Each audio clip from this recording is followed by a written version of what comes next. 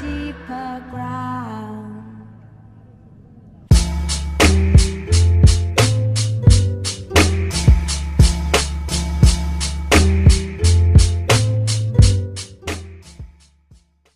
J'ai fait ma recherche sur un plan de traitement d'eau nommé Tianji-Jiyuan. Le plan est situé dans la région de Tianjin, au nord-est de la Chine, et ils tirent leur eau de la rivière Luan et Zhong.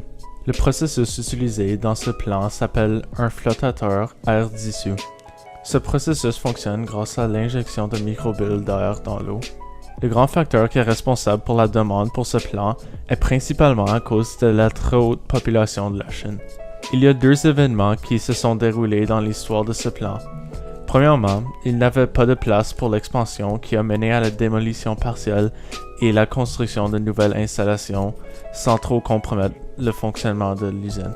Deuxièmement, de nouveaux techniques installées ont entraîné une réduction de 30% de l'utilisation de produits chimiques comme le chlorure de fer 3 dans le processus de traitement, ce qui a mené à un meilleur produit final. Des coagulants comme le chlorure de fer 3 ou sulfate d'aluminium est parfois appliqué au début du processus. Dans cette usine spécifique, ceci est le cas. Voici leur structure chimique. Ils vont créer des liens avec des molécules d'eau. Ce processus va réduire le taux de turbidité dans l'eau et aussi pour la déshydratation de boue. Danger. Le chlorure de fer 3 est connu pour ses propriétés très corrosives. Même si c'est très rare que les humains meurent de cette substance, l'ingestion peut mener à la mort. Manipulation.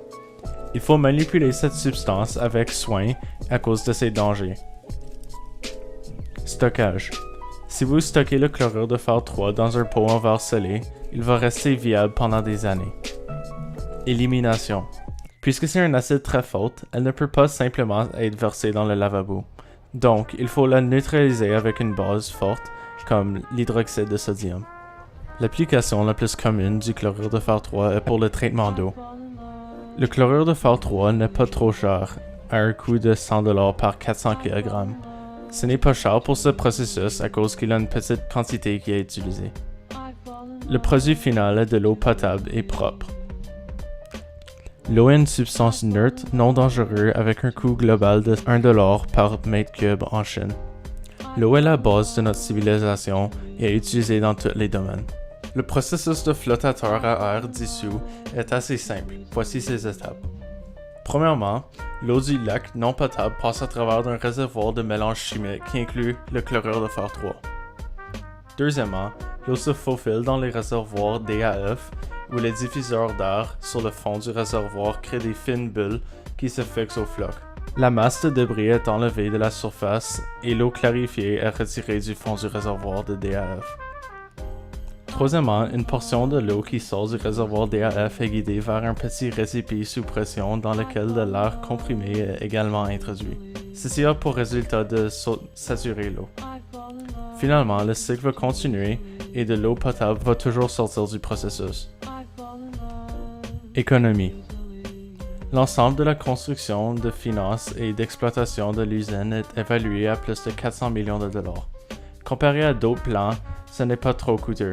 C'est estimé qu'en général, un plan varie de 150 à 250 millions de dollars, mais à cause que c'est tellement avancé, ça a une bonne balance. Santé. Il y a un montant minime de produits chimiques, donc ce n'est pas un gros problème. L'environnement. Ce processus a un système de recyclage, donc c'est bon de cette manière-là. Aussi, en suivant les précautions et de bien se disposer des résidus, ça peut être un des meilleurs pour l'environnement, principalement à cause qu'il n'y a pas de dégage de CO2. Qualité de vie. L'eau est la substance la plus importante de la Terre. Tianjin est une des plus grandes villes de la Chine, avec une population de 15,5 millions. Sans ce plan de traitement d'eau, ils devraient prendre leur eau d'une moins bonne source qui est éloignée.